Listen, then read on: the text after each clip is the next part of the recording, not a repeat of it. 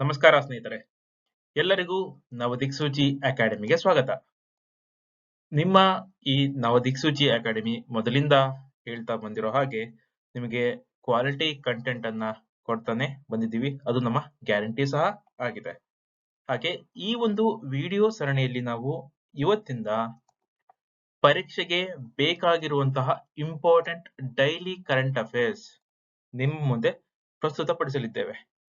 ಇದರ ಮೊದಲನೇ ಭಾಗವಾಗಿ ನಾವು ಫೆಬ್ರವರಿ 7ರಿಂದ ಹಿಡಿದು ಫೆಬ್ರವರಿ 9ರವರೆಗೆ ನಡೆದಂತಹ ಪ್ರಮುಖ ಕರೆಂಟ್ ಅಫೇರ್ಸ್ ನ ನಿಮ್ಮ ಮುಂದೆ ತರಲಿದ್ದೇವೆ. ಈ ಇಂಪಾರ್ಟೆಂಟ್ ಕರೆಂಟ್ ಅಫೇರ್ಸ್ ಕನ್ನಡದಲ್ಲಿ ಪ್ರಚಲಿತದಲ್ಲಿರುವಂತಹ ಅಥವಾ ತುಂಬಾನೇ ಫೇಮಸ್ ಇರುವಂತಹ ಪರೀಕ್ಷೆಗೆ ಬೇಕಾಗಿರುವಂತಹ ಕಂಟೆಂಟ್ ಸಿಗುವಂತಹ ಈ ಎಲ್ಲ ಒಂದು ಪ್ರಶ್ನೆ ಒಂದು ನ್ಯೂಸ್ ಪೇಪರ್ ಇಂದಾನೆ ನಾವು ಆಯ್ದು ನಿಮ್ಮ ಮುಂದೆ ತರಲಿದ್ದೇವೆ ಸ್ನೇಹಿತರೆ. ಹಾಗಾಗಿ ಇವತ್ತೇ ನಮ್ಮ ನವದಿಕ್ಸೂಚಿ ಅಕಾಡೆಮಿನ ಸಬ್ಸ್ಕ್ರೈಬ್ ಮಾಡಿ ಮತ್ತೆ ಸಪೋರ್ಟ್ ಮಾಡಿ.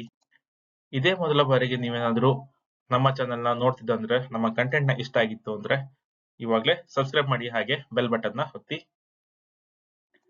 ಹಾಗಿದ್ರೆ ಮತ್ತೆ ತಡ, ಡೈಲಿ ಕರೆಂಟ್ ಅಫೇರ್ಸ್ ಅಥವಾ ಪ್ರಚಲಿತ ವಿದ್ಯಮಾನಗಳ ಕ್ಲಾಸ್ ಅನ್ನ ಶುರು ಮಾಡೋಣ. ಇವತ್ತಿನ ಮೊದಲನೇ ಕರೆಂಟ್ ಅಫೇರ್ಸ್ ಅದು ಹಾಪ್ಕಾಮ್ಸ್ ಗೆ ಸಂಬಂಧಪಟ್ಟಂತಾಗಿದೆ.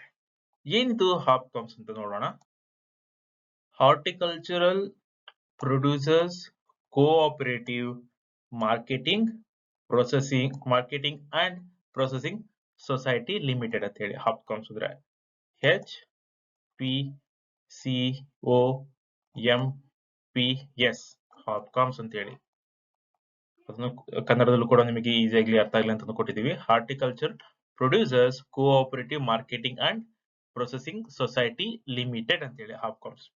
ಇದು ಜಾರಿಗೆ ಬಂದಂತದ್ದು 1963ರಲ್ಲಿ. ಇದನ್ನ ಜಾರಿಗೆ ತಂದಂತದ್ದು ಕರ್ನಾಟಕ ಸರ್ಕಾರ. ಹಾಗೆ ಇದು ಒಂದು ಸರ್ಕಾರಿ ಸಹಕಾರಿ ಸಂಸ್ಥೆಯಾಗಿದೆ. ಎಕ್ಸಾಮ್ಗೆ ಇವೆಲ್ಲ ಪಾಯಿಂಟ್ಗಳು ತುಂಬಾನೇ ಇಂಪಾರ್ಟೆಂಟ್ ಆಗುತ್ತೆ ಸ್ನೇಹಿತರೆ.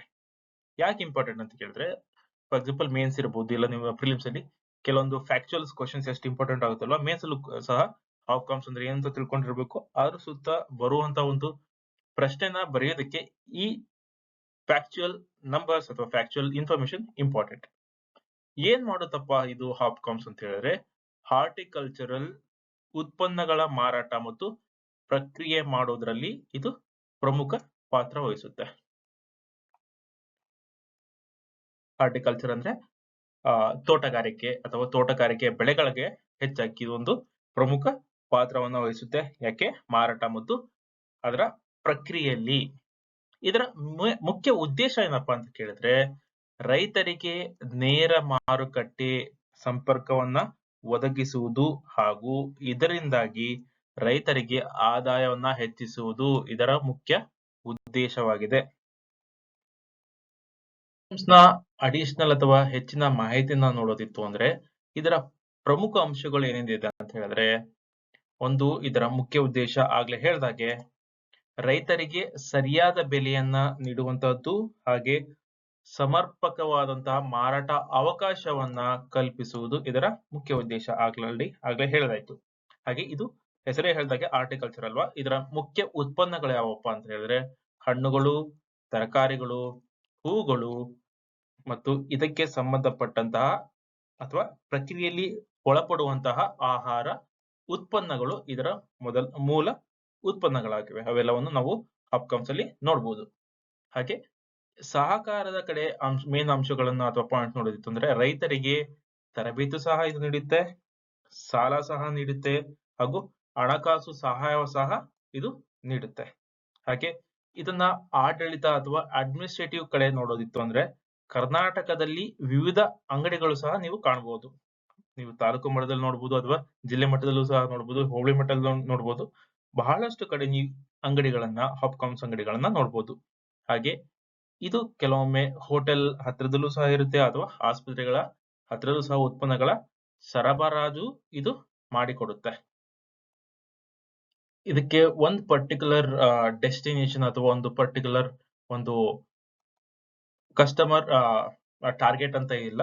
ಇದು ಹಲವಾರು ಅಂಗಡಿಗಳಿರ್ಬೋದು, ಹೋಟೆಲ್, ಆಸ್ಪತ್ರೆ, ನೀವು ಯಾವ್ದು ನೋಡ್ತಿರೋ ಅಲ್ಲಿ ಬೇಕಾಗಿರುವಂತಹ ಒಂದು ಫೆಸಿಲಿಟಿನ ಅಥವಾ ಬೇಕಾಗಿರುವಂತಹ ಒಂದು ಹಾರ್ಟಿಕಲ್ಚರ್ ಸಪ್ಲೈನ ಇದು ಮಾಡುತ್ತೆ. ಹಾಗೆ ರೈತರಿಗೆ ಭದ್ರತಾ ಮಾರ್ಗದರ್ಶನವೂ ಸಹ ನೀಡುತ್ತೆ. ಏನಪ್ಪಾ ಇದು ಅಂತ ಹೇಳಿದ್ರೆ, ಸರ್ಕಾರದಿಂದ ಸಿಗುವಂತಹ ವಿವಿಧ ಸಬ್ಸಿಡಿಗಳು ಮತ್ತು ಯೋಜನೆಗಳ ಮೂಲಕ ರೈತರಿಗೆ ಬೆಂಬಲವನ್ನ ನೀಡುತ್ತೆ. ಮತ್ತೆ ಇವಾಗ ಅನುಭವಿಸ್ತಿರುವಂತಹ ಒಂದು ಮುಖ್ಯ ಚಾಲೆಂಜ್ ಅಥವಾ ಒಂದು ಮೇನ್ ಡಿಫಿಕಲ್ಟಿ ಕಡೆ ನೋಡೋದಿತ್ತು ಅಂದ್ರೆ, ಈ ಪ್ರೈವೇಟೈಸೇಷನ್ ಆದ್ಮೇಲಿಂದ ಅದರಲ್ಲೂ ಕೂಡ ಈ ಒಂದು ಬಹಳಷ್ಟು ಪ್ರೈವೇಟ್ ಸೆಕ್ಟರ್ ಅಲ್ಲಿ ಬಂದಿರುವಂತಹ ಕಾಂಪಿಟೇಟರ್ ನೋಡೋದಿತ್ತು ಅಂದ್ರೆ, ಮೇನ್ ಆಗಿ ಏನಪ್ಪಾ ಪ್ರಾಬ್ಲಮ್ ಅಂದ್ರೆ ಮಾರುಕಟ್ಟೆಯ ಬದಲಾವಣೆಗಳು ಮತ್ತು ಸ್ಪರ್ಧೆಗಳ ಸಮಸ್ಯೆಗೆ ಇದು ಅಷ್ಟಾಗಿ ಹೊಕ್ಕೊಂಡಿಲ್ಲ. ಹಾಗಾಗಿ ಇದು ಮೇನ್ ಚಾಲೆಂಜ್ ಸದ್ಯಕ್ಕೆ ಫೇಸ್ ಮಾಡ್ತಿರುವಂತಹದ್ದು ಹಾಪ್ಕಾಮ್. ಇವಿಷ್ಟು ಹಾಪ್ಕಾಮ್ಗೆ ಸಂಬಂಧಪಟ್ಟಂತಹ ಪ್ರಮುಖ ಅಂಶಗಳು. ಅದರಲ್ಲೂ ಸಹ ನೀವು ಮೇನ್ಸ್ ಎಕ್ಸಾಮ್ ಅಲ್ಲಿ ಕೇಳಿದ್ರು ಸಹ ಈ ಪಾಯಿಂಟ್ ನ ನೀವು ಮೆನ್ಷನ್ ಮಾಡಬಹುದು. ಪ್ರಿಲಿಮ್ಸ್ ಅಲ್ಲೂ ಸಹ ಕೇಳಿದಾಗ ನೀವು ಮೆನ್ಷನ್ ಮಾಡಬಹುದು.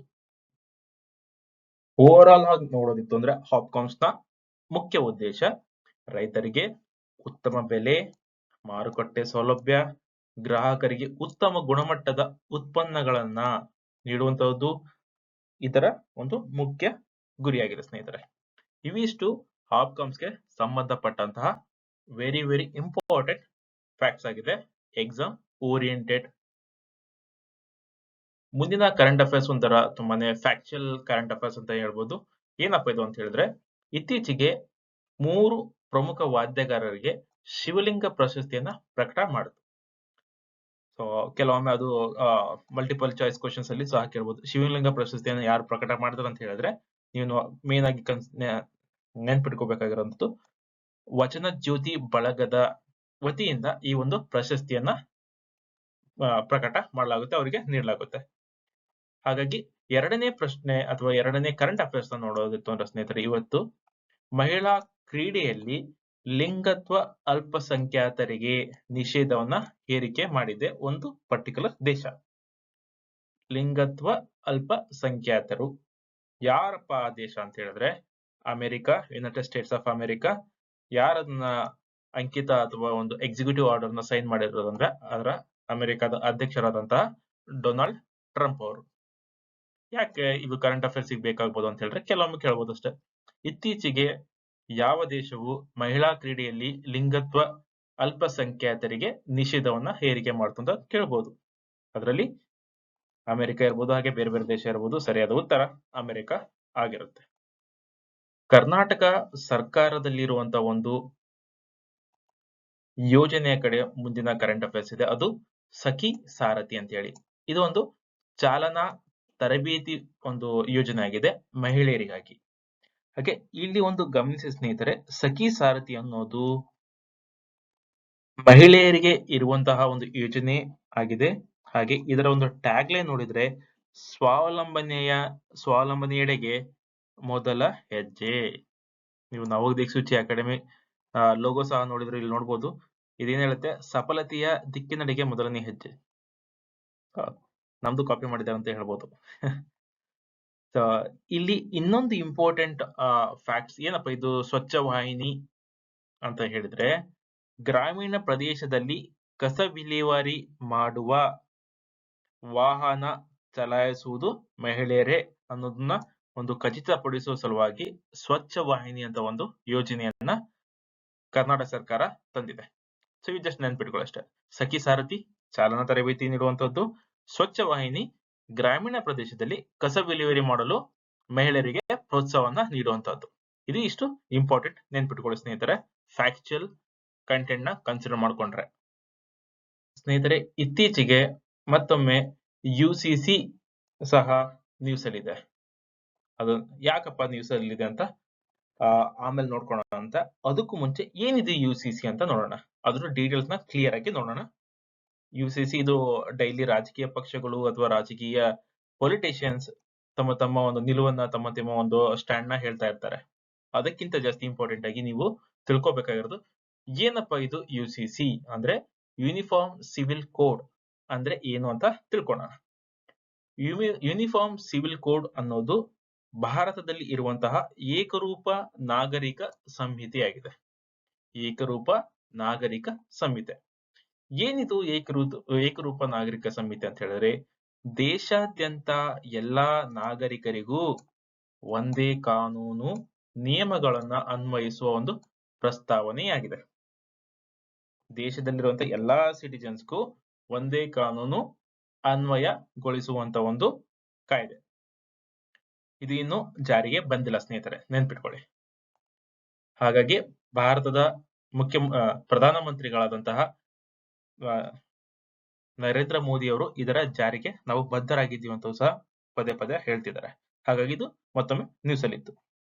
ಯಾಕಿದು ಪೂರ್ತಿ ಜನರಿಗೆ ಅಥವಾ ಪೂರ್ತಿ ನಾಗರಿಕರಿಗೆ ಒಂದೇ ಬೇಕು ಅಂತ ಹೇಳಿದ್ರೆ ಅದರ ಬ್ಯಾಕ್ ಗ್ರೌಂಡ್ ನೋಡಿರೋಣ. ವೈಯಕ್ತಿಕ ಕಾನೂನುಗಳೆಂಬುದು ವಿವಾಹ, ವಿಚ್ಛೇದನ, ಮಕ್ಕಳ ಕಲ್ಪನೆ ಅಥವಾ marriage, divorce, inheritance and adoption ಮುಂತಾದವುಗಳಿಗೆ ಎಲ್ಲಾ ನಾಗರಿಕರಿಗೂ ಸಮಾನ ಕಾನೂನುಬದ್ಧಗೊಳಿಸುವುದೇ ಇದರ ಮುಖ್ಯ ಉದ್ದೇಶ ಆಗಿದೆ. ಅದರ ಸಿಂಪಲ್ ಆಗಿ ನೋಡಿದಿತ್ತು ಅಂದ್ರೆ ತುಂಬಾನೇ ಭಾರತದಲ್ಲಿ ಹಲವಾರು ವಿಧದ ಧಾರ್ಮಿಕ ಸಮುದಾಯಗಳಿವೆ. ಹಿಂದೂ, ಮುಸ್ಲಿಂ, ಕ್ರೈಸ್ತ, ಸಿಕ್ಕ, ನೀವು ಯಾವ್ದು ನೋಡಿದ್ರು ಕೂಡ ಸಾವಿರಾರು ಸಿಗುತ್ತೆ ನಮ್ಮ ಭಾರತದಲ್ಲಿರುವಂತಹ ಒಂದು ಧಾರ್ಮಿಕ ಸಮುದಾಯಗಳು. ಆ ಒಂದು ಸಮುದಾಯಗಳಿಗೆ ಭಿನ್ನ ಭಿನ್ನವಾದಂತಹ ಒಂದು ವೈಯಕ್ತಿಕ ಕಾನೂನುಗಳಿವೆ. ಇವೆಲ್ಲವನ್ನೂ ಒಂದರ ಅಡಿಯಲ್ಲಿ ತಂದು ಎಲ್ಲರಿಗೂ ಒಂದೇ ರೀತಿಯ ಒಂದು ಕಾನೂನನ್ನ ನೀಡುವಂತಹದ್ದೇ ಇದರ ಒಂದು ಮುಖ್ಯ ಉದ್ದೇಶವಾಗಿದೆ. ಯುಸಿಸಿದು ಇದರ ಬದಲಾವಣೆ ಮಾಡಬೇಕು ಅಂತ ಒಂದು ಚರ್ಚೆ ನಡೀತಾ ಇದೆ. ಭಾರತದಲ್ಲಿರುವಂತಹ ಎಲ್ಲಾ ನಾಗರಿಕರು ಒಂದೇ, ಅವರು ಎಲ್ಲರಿಗೂ ಒಂದೇ ರೀತಿಯ ಕಾನೂನನ್ನ ಪಾಲಿಸಬೇಕು ಅನ್ನೋದೇ ಇದರ ಮುಖ್ಯ ಉದ್ದೇಶವಾಗಿದೆ ಸ್ನೇಹಿತರೆ. ಸ್ವಲ್ಪ ಹೊತ್ತಿನ ಮುಂಚೆ ನಾವು ಯುಸಿಸಿಯ ಒಂದು ಮುಖ್ಯವಾದ ಉದ್ದೇಶಗಳನ್ನ ಯಾಕೆ ಬೇಕು ಅನ್ನೋದನ್ನ ನೋಡಿದ್ವಿ. ಹಾಗೆ ಕಾನ್ಸ್ಟಿಟ್ಯೂಷನ್ ಕಡೆ ನೋಡಿದ್ರು ಅಥವಾ ಭಾರತದ ಸಂವಿಧಾನದ ಕಡೆ ನೋಡಿದಿತ್ತು ಅಂದ್ರೆ ಭಾರತದ ಆರ್ಟಿಕಲ್ 44 ಅಥವಾ ಸಂವಿಧಾನದ 44ನೇ ಕಾಲಮಿನಲ್ಲಿ ಇದರ ಬಗ್ಗೆ ಒಂದು ಉಲ್ಲೇಖ ಸಹ ಇದೆ ಸ್ನೇಹಿತರೆ. ಈ ನಂಬರ್ಸ್ ನ ನೆನ್ಪಿಟ್ಕೊಳ್ಳಿ ನೀವು. ಆರ್ಟಿಕಲ್ 44 ಏನ್ ಉಲ್ಲೇಖ ಮಾಡುತ್ತಿದ್ದು ಅಂತ ಹೇಳಿದ್ರೆ, the state shall endeavour to secure for the citizens a uniform civil code throughout the territory of India ಅಂತ ಆರ್ಟಿಕಲ್ 44 ಉಲ್ಲೇಖ ಮಾಡುತ್ತೆ. ಆದರೆ ಇಲ್ಲೂ ಕೂಡ ಕೆಲವೊಂದು ಕ್ಯಾಚ್ ಇದೆ. ಇದು ಏನ್ ಹೇಳುತ್ತಂದ್ರೆ, ಈ ಯುಸಿಸಿಯ ಪ್ರಕಾರ ಅಥವಾ ಆರ್ಟಿಕಲ್ 24ರ ಪ್ರಕಾರ ದೇಶಾದ್ಯಂತ ಎಲ್ಲಾ ನಾಗರಿಕರಿಗೆ ಸಾಮಾನ್ಯ ಕಾನೂನು ತರಲು ಸರ್ಕಾರ ಪ್ರಯತ್ನಿಸಬೇಕು ಅಂತ ಹೇಳುತ್ತೆ. ಆದರೆ ಇದೊಂದು ಎನ್ಫೋರ್ಸ್ಮೆಂಟ್ ಲಾ ಆಗಿಲ್ಲ ಅಥವಾ ಕಾನೂನು ಪಾಲಕ ನಿರ್ದೇಶನವಲ್ಲ. ಬದಲಾಗಿ ಇದು ಒಂದು ಡಿಪಿಎಸ್ಪಿ ಆಗಿದೆ ಅಥವಾ directive principle of state policy, ರಾಜ್ಯಗಳಿಗೆ ಮಾರ್ಗದರ್ಶಕ ತತ್ವವೇ ಆಗಿದೆ. ಹಾಗಾಗಿ ಇದನ್ನ ಇದುವರೆಗೂ ಬದಲಾವಣೆ ಮಾಡಕ್ಕಾಗಿಲ್ಲ. ಇದನ್ನ ಮಾಡ್ತೀವಿ ಅನ್ನೋದೇ ಇವಾಗಿನ ಸರ್ಕಾರದ ಒಂದು ಗುರಿಯಾಗಿದೆ. ಸ್ನೇಹಿತರೆ, ನಮ್ಮ ನವದಿಕ್ಸೂಚಿ ಅಕಾಡೆಮಿಲಿ ನಾವು ಆಲ್ರೆಡಿ ಪೊಲಿಟಿ ಒಂದು ಡೀಟೇಲ್ಡ್ ಸೀರೀಸ್ ನ ಆಲ್ರೆಡಿ ಶುರು ಮಾಡಿದೀವಿ ಸ್ನೇಹಿತರೆ. ಇದುವರೆಗೂ ಯಾರು ಪೊಲಿಟಿನ ನೋಡಿಲ್ಲಲ್ವಾ, ದಯವಿಟ್ಟು ಇವತ್ತೇ ಪೊಲಿಟಿ ಒಂದು ಪ್ಲೇ ಲಿಸ್ಟ್ ನ ಆಲ್ರೆಡಿ ಶುರು ಇದೆ, ಹೋಗಿ ಚೆಕ್ ಮಾಡಿ. ನಿಮಗೂ ಅಲ್ಲಿ ತುಂಬಾನೇ ಡೀಟೇಲ್ಡ್ ಇನ್ಫಾರ್ಮೇಶನ್ ಸಿಗುತ್ತೆ. ಅಲ್ಲಿ ಲಕ್ಷ್ಮೀಕಾಂತ್ ಹಾಗೆ ರಂಗನಾಥ್ ಅವರು ಬರೆದಿರುವಂತಹ ಎರಡೂ ಬುಕ್ ಇಂದ ಕನ್ಸೈಸ್ ಆಗಿ ಎಕ್ಸಾಮ್ ಓರಿಯೆಂಟೆಡ್ ಇನ್ಫಾರ್ಮೇಶನ್ ಅಲ್ಲಿ ನಿಮಗೆ ಮುಂದೆ ತೆರೆದಿಟ್ಟಿದ್ವಿ ಸ್ನೇಹಿತರೆ. ಇವಿಷ್ಟು ಯುಸಿಸಿ ಅಥವಾ ಏಕರೂಪ ನಾಗರಿಕ ಸಮಿತಿಯ ಒಂದು ಮುಖ್ಯ ಅಂಶಗಳಾಗಿತ್ತು. ಅಂದ್ರೆ ಇದರ ಅನಿವಾರ್ಯತೆ ಯಾಕಿದೆ, ಇದರ ಪರ ಯಾಕಿದ್ದಾರೆ, ಇದರ ವಿರೋಧ ಯಾಕಿದ್ದಾರೆ ಅಂತ ಮುಂದೆ ನೋಡೋಣ ಸ್ನೇಹಿತರೆ. ಎಲ್ರಿಗೂ ತಿಳಿದಿರೋ ಹಾಗೆ ಭಾರತ ತುಂಬಾನೇ ಡೈವರ್ಸ್ ಆಗಿದೆ, ವಿವಿಧತೆಯಲ್ಲಿ ಏಕತೆಯನ್ನ ನೋಡ್ತಾ ಇದ್ದೀವಿ. ಹಾಗೆ ಹಲವಾರು ಧರ್ಮಗಳಿವೆ. ಇದ್ರೂ ಸಹ ನಾವು ಈ ಯುಸಿಸಿಯ ಅಗತ್ಯವೇನು ಅಂತ ನೋಡೋಣ. ಅಗತ್ಯ ಮುಖ್ಯವಾಗಿ 3 ಭಾಗಗಳಾಗಿ ನಿಮ್ಮ ಮುಂದೆ ನಾವು ಡಿವೈಡ್ ಮಾಡಿ ಹೇಳ್ತಿದೀವಿ. ಒಂದು ಸಮಾನತೆ ಮತ್ತು ನ್ಯಾಯ ಅಥವಾ ಇಕ್ವಾಲಿಟಿ ಅಂಡ್ ಜಸ್ಟಿಸ್ ಎಲ್ಲರಿಗೂ ನೀಡುವಂತದ್ದು ಇದರ ಉದ್ದೇಶವಾಗಿದೆ. ಏನ್ ಮಾಡುತ್ತಪ್ಪ ಇದು ಅಂತ ಹೇಳಿದ್ರೆ, ಯಾವುದೇ ರೀತಿಯ ಧರ್ಮ, ಜಾತಿ, ಲಿಂಗ ಭೇದ ಭಾವ ಯಾವುದೇ ಇಲ್ಲದೆ ಎಲ್ಲರಿಗೂ ಒಂದು ಸಮಾನವಾದ ಒಂದು ಕಾನೂನನ್ನ ಅಪ್ಲೈ ಮಾಡುವಂತಹದ್ದು, ಸಾಮಾನ್ಯ ಕಾನೂನನ್ನ ನೀಡುವಂತದ್ದು ಇದರ ಮುಖ್ಯ ಉದ್ದೇಶ. ರಾಷ್ಟ್ರ ಏಕತೆ ಅಥವಾ ನ್ಯಾಷನಲ್ ಇಂಟಿಗ್ರಿಟಿ ಅಥವಾ ಇಂಟಿಗ್ರೇಷನ್ ಮಾಡುವಂಥದ್ದು ಎರಡನೇ ಉದ್ದೇಶ. ಮೂರನೇದು ಕಾನೂನು ಸರಳತೆ ಹಾಗೆ ಅಥವಾ ಸಿಂಪ್ಲಿಫಿಕೇಶನ್ ಆಫ್ ಲಾ ಮಾಡುವಂತದ್ದು ಸಹ ಇದರ 3 ಮುಖ್ಯ ಉದ್ದೇಶಗಳಾಗಿವೆ ಸ್ನೇಹಿತರೆ. ಮೊದಲನೇದು ಸಮಾನತೆ ಮತ್ತು ನ್ಯಾಯ, ಈಕ್ವಾಲಿಟಿ ಅಂಡ್ ಜಸ್ಟಿಸ್. ಎರಡನೇದು ರಾಷ್ಟ್ರ ಏಕತೆ, ನ್ಯಾಷನಲ್ ಇಂಟಿಗ್ರೇಷನ್. ಮೂರನೇದು ಕಾನೂನು ಸರಳತೆ ಅಥವಾ ಸಿಂಪ್ಲಿಫಿಕೇಶನ್ ಆಫ್ ಲಾ. ತುಂಬಾನೇ ಇಂಪಾರ್ಟೆಂಟ್. ಹಾಗಾಗಿ ಯುಸಿಸಿಯ ಒಂದು ಅಗತ್ಯತೆ ಇದೆ ಅಂತ ಹೇಳ್ತಾರೆ. ಅಗತ್ಯತೆ ಇತ್ತು ಅಂದ್ರೆ ಅದಕ್ಕೆ ವಿರೋಧಗಳು ಅಥವಾ ಪರ ಇರೋದು ಸಹಜ ಅಲ್ವಾ. ಏನು ವಿರೋಧ ಮಾಡ್ತಾರ ಅಂತ ಹೇಳಿದ್ರೆ, ವಿರೋಧ ಕಡೆ ನೋಡೋದಿತ್ತು ಅಂದ್ರೆ ಮುಖ್ಯವಾಗಿ ವೈಯಕ್ತಿಕ ಕಾನೂನುಗಳು ಧಾರ್ಮಿಕ ಸ್ವಾತಂತ್ರ್ಯದ ಭಾಗವಾಗಿವೆ. ಇದರ ಪ್ರಕಾರ ಯುಸಿಸಿಗೆ ಧಕ್ಕೆ ತರುವಂತೆ ಮತ್ತು ಧಾರ್ಮಿಕ ಸ್ವಾತಂತ್ರ್ಯವನ್ನ ಹಾಳು ಮಾಡುವಂತ ಒಂದು ಹುನ್ನಾರ ನಡೆಯುತ್ತೆ ಅಥವಾ ಒಂದು ಯುಸಿಸಿ ಮಾಡುತ್ತೆ ಅನ್ನೋದೊಂದು ವಿರೋಧದ ಪ್ರಮುಖ ಒಂದು ಜಸ್ಟಿಫಿಕೇಶನ್ ಅಥವಾ ಹೇಳ್ಬೋದು. ಹಾಗೆ ಆಗ್ಲೇ ಹೇಳ್ದಾಗೆ ನಾನು, ಭಾರತವು ಸಂಸ್ಕೃತಿಯ ವೈವಿಧ್ಯತೆಯಿಂದ ಕೂಡಿದ ದೇಶವಾಗಿದೆ. ಯುಸಿಸಿ ರೂಪಿಸುವುದರಿಂದ ಯಾವುದೇ ಸಮುದಾಯದ ಅಥವಾ ಧರ್ಮದ ನಿಯಮಗಳನ್ನ ಪರಾಧೀನಗೊಳಿಸಬಹುದು ಅನ್ನೋದು ಸಹ ಒಂದು ವಿರೋಧದ ಮುಖ್ಯ ಭಾಗವಾಗಿದೆ ಸ್ನೇಹಿತರೆ.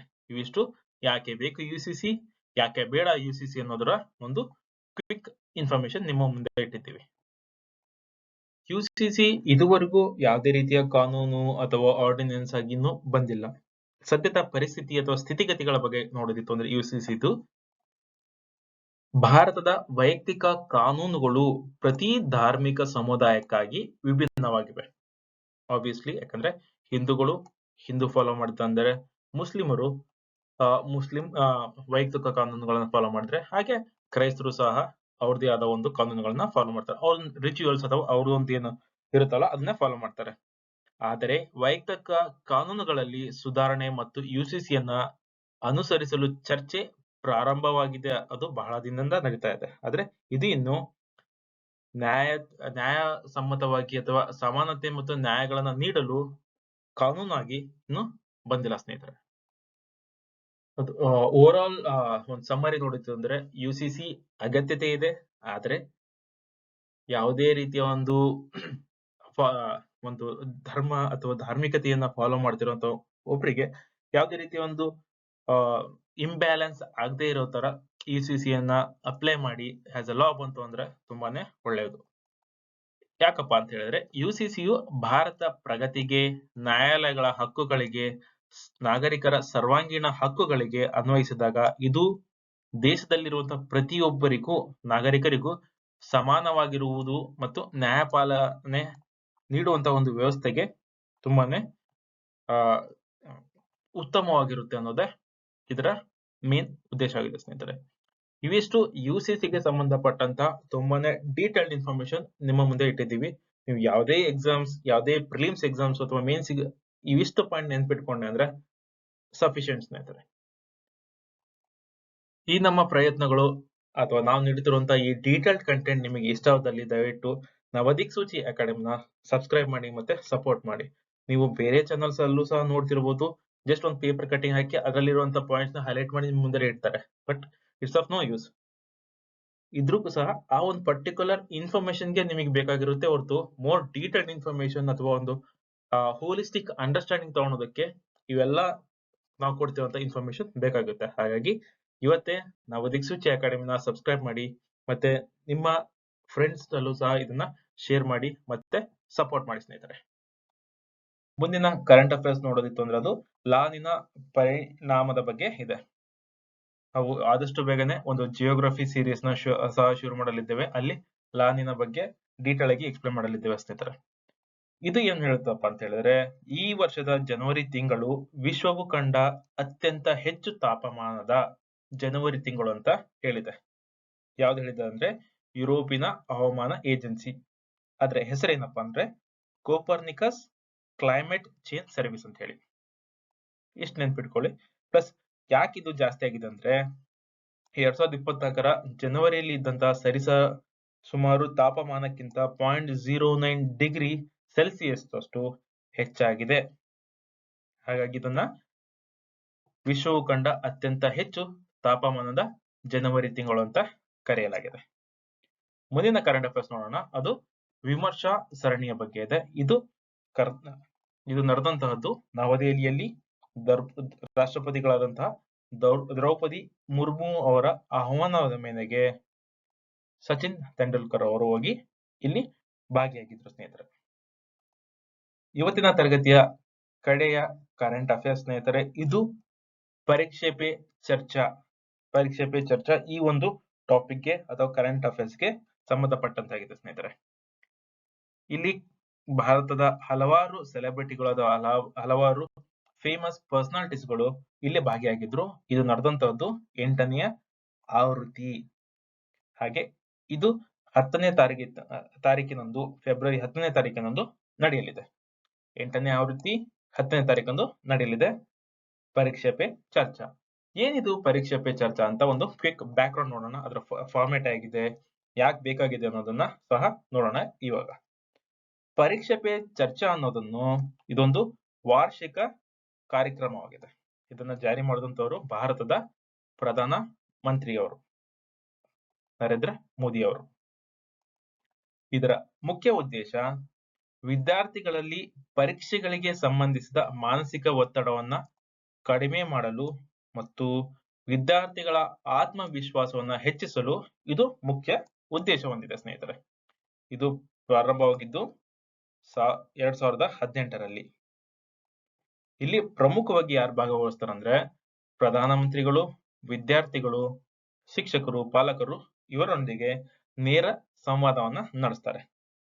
ಆಗ್ಲೇ ಹೇಳಿದಾಗೆ ಮುಖ್ಯ ಉದ್ದೇಶ ಪರೀಕ್ಷೆಗಳಿಗೆ ಸಂಬಂಧಪಟ್ಟಂತಹ ಒತ್ತಡವನ್ನ ಹೇಗೆ ಕಡಿಮೆ ಮಾಡಬಹುದು, ಆತ್ಮವಿಶ್ವಾಸವನ್ನ ಹೇಗೆ ಹೆಚ್ಚಿಸ್ಕೋಬಹುದು ಮತ್ತೆ ಹೇಗೆ ಉಳಿಸ್ಕೋಬಹುದು, ಇದನ್ನ ಶಿಕ್ಷಕರ ಜೊತೆಗೆ ಸೇರಿ ವಿದ್ಯಾರ್ಥಿಗಳು, ಪಾಲಕರು ಎಲ್ಲರೂ ಸಹ ನೇರ ಸಂವಾದ ಮಾಡ್ತಾರೆ. ಇದನ್ನ ಯಾರು ಆಯೋಜನೆ ಮಾಡ್ತಾರೆ ಅನ್ನೋದು ಸಹ ಇಂಪಾರ್ಟೆಂಟ್ ಆಗುತ್ತೆ. ಯಾರಪ್ಪ ಅಂತ ಹೇಳಿದ್ರೆ ಶಿಕ್ಷಣ ಮಂತ್ರಾಲಯ ಅಥವಾ ಮಿನಿಸ್ಟ್ರಿ ಆಫ್ ಎಜುಕೇಶನ್. ಸ್ನೇಹಿತರೆ ಕಮೆಂಟ್ ಅಲ್ಲಿ ತಿಳಿಸಿ, ಭಾರತದ ಅಥವಾ ಯೂನಿಯನ್ ಸೆಂಟ್ರಲ್ ನ ಮಿನಿಸ್ಟ್ರಿ ಆಫ್ ಎಜುಕೇಶನ್ ಮಿನಿಸ್ಟರ್ ಯಾರು ಅಂತ ಕಮೆಂಟ್ ಅಲ್ಲಿ ತಿಳಿಸ್ತೀನಿ ಸ್ನೇಹಿತರೆ. Ministry of education. ಇದು ಪರೀಕ್ಷೆ ಪೇ ಚರ್ಚಾದ ಒಂದು ಕ್ವಿಕ್ ಇಂಟ್ರೊಡಕ್ಷನ್ ಆಯ್ತು. ಅಂದ್ರೆ ಇದು ಫಾರ್ಮೆಟ್ ನೋಡೋಣ.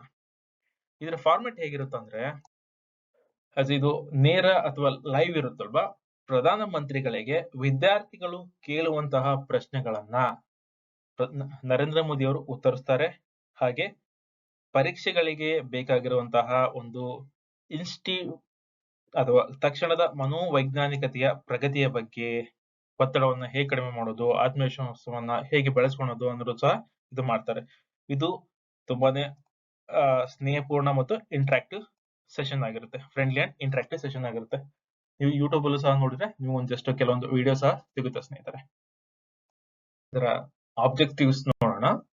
ಪರೀಕ್ಷೆ ಪೇ ಚರ್ಚಾದ ಆಬ್ಜೆಕ್ಟಿವ್ಸ್: ಒತ್ತಡ ಕಡಿಮೆ ಮಾಡುವುದು ಅಥವಾ reducing stress, promoting positive mindset, ಧನಾತ್ಮಕ ಮನೋಭಾವವನ್ನು ಉತ್ತೇಜಿಸುವುದು, ಶಿಕ್ಷಣ ವ್ಯವಸ್ಥೆಯನ್ನ ಸುಧಾರಿಸುವುದು ಅಥವಾ ಇಂಪ್ರೂವಿಂಗ್ ದಿ ಎಜುಕೇಶನ್ ಸಿಸ್ಟಮ್, ಜೀವನ ಕೌಶಲ್ಯವನ್ನ ಕಲಿಸುವುದು ಅಥವಾ ಲೈಫ್ ಸ್ಕಿಲ್ಸ್ ನ ಕಲಿಸುವುದು. ಇವು 4 ಪರೀಕ್ಷೆ ಪೇ ಚರ್ಚಾದ ಒಂದು ಪ್ರಮುಖ ಉದ್ದೇಶಗಳಾಗಿವೆ. ಎಲ್ಲಿ ನೋಡ್ಬೋದು ಇದು ಅಂತ ಹೇಳಿದ್ರೆ ದೂರದರ್ಶನದಲ್ಲಿ, ರೇಡಿಯೋದಲ್ಲಿ, ಡಿಜಿಟಲ್ ವೇದಿಕೆಗಳ ಮೂಲಕ ಇದು ಪ್ರಸಾರ ಮಾಡಲಾಗುತ್ತೆ. ಇದನ್ನ ಎಲ್ಲರೂ ಸಹ ನೋಡ್ಬೋದು. ದೇಶಾದ್ಯಂತ ಎಲ್ಲಾ ವಿದ್ಯಾರ್ಥಿಗಳು ಅಥವಾ ಪಾಲಕರು ನೋಡ್ಬೋದು ಇದನ್ನ. ಇದರ ಇಂಪ್ಯಾಕ್ಟ್ ಏನಿದೆ ಅಂತ ಹೇಳಿದ್ರೆ 2018ರಲ್ಲಿ ಶುರು ಆಯ್ತು ಅಂತ ಹೇಳಿದಲ್ವಾ, ಮಾಡಿದಂತದ್ದು ಮಿನಿಸ್ಟ್ರಿ ಆಫ್ ಎಜುಕೇಶನ್. ಕಮೆಂಟ್ ಅಲ್ಲಿ ತಿಳಿಸಿ ಯಾರು ಮಿನಿಸ್ಟರ್ ಅಂತ ಹೇಳಿ. ಇದರ ಇಂಪ್ಯಾಕ್ಟ್ ಏನಪ್ಪಾ ಅಂತ ಹೇಳಿದ್ರೆ ಓವರ್ ಆಲ್ ಸ್ಟೂಡೆಂಟ್ಸ್ಗೆ ಒಂದು ಮನೋಧೈರ್ಯವನ್ನ ನೀಡುವಂತಹದ್ದು, ಒತ್ತಡವನ್ನು ಹೇಗೆ ಫೇಸ್ ಮಾಡುವಂತಹದ್ದು, ಸೊ ಧನಾತ್ಮಕ ದೃಷ್ಟಿಕೋನವನ್ನ ಹೇಗೆ ಬೆಳೆಸ್ಕೊಳ್ಳೋದು, ಶಾಂತ ಮನೋಭಾವದಿಂದ ಹೇಗಿರುವುದು ಅಂತ ಅನ್ನೋದು ಸಹ ಇದು ಹೇಳ್ಕೊಡುತ್ತೆ. ಇದು ಓವರ್ ಆಲ್ ಪರೀಕ್ಷೆ ಪೇ ಚರ್ಚಾದ ಒಂದು ಪ್ರಮುಖ ಇನ್ಫಾರ್ಮೇಶನ್ ಆಗಿದೆ ಸ್ನೇಹಿತರೆ. ಇದು ನಮ್ಮ ಪ್ರಚಲಿತ ವಿದ್ಯಮಾನ ಅಥವಾ ಕರೆಂಟ್ ಅಫೇರ್ಸ್ ಸೀರೀಸ್ ನ ಫೆಬ್ರವರಿ 7ರಿಂದ 9ನೇ ತಾರೀಕಿನಲ್ಲಿ ನಡೆದಂತಹ ಪ್ರಮುಖ ಕರೆಂಟ್ ಅಫೇರ್ಸ್ ನ ಮೊದಲನೇ ಪಾರ್ಟ್ ಆಗಿದೆ ಸ್ನೇಹಿತರೆ. ನಾಳೆ ಸಹ ನಾವು 2ನೇ ಪಾರ್ಟ್ ಅನ್ನು ಅಪ್ಲೋಡ್ ಮಾಡಲಿದ್ದೇವೆ. ಇಷ್ಟೇ ಡೀಟೇಲ್ಡ್ ಆಗಿ, ಇಷ್ಟೇ ಕ್ಲಿಯರ್ ಆಗಿ ನಿಮಗೆ ಎಕ್ಸ್ಪ್ಲೇನ್ ಮಾಡಲಿದ್ದೇವೆ ಸ್ನೇಹಿತರೆ.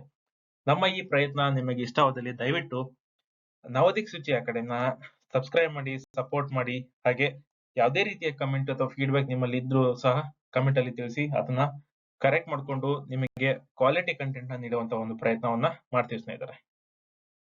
ಧನ್ಯವಾದಗಳು. ಮತ್ತೊಂದು ವಿಡಿಯೋದೊಂದಿಗೆ ನಾಳೆ ಸಿಗೋಣ.